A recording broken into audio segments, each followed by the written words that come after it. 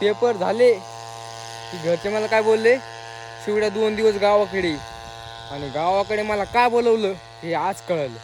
हे बघा, हे औषध आहे आणि इकडे फवारणी चालू आहे.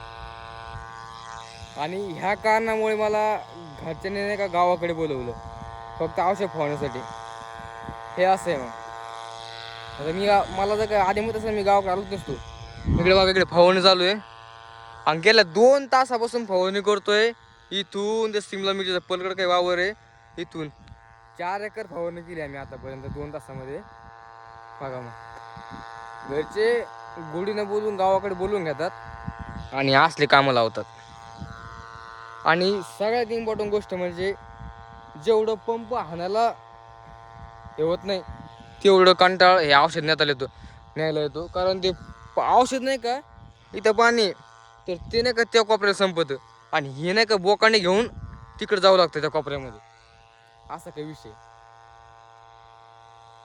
काय.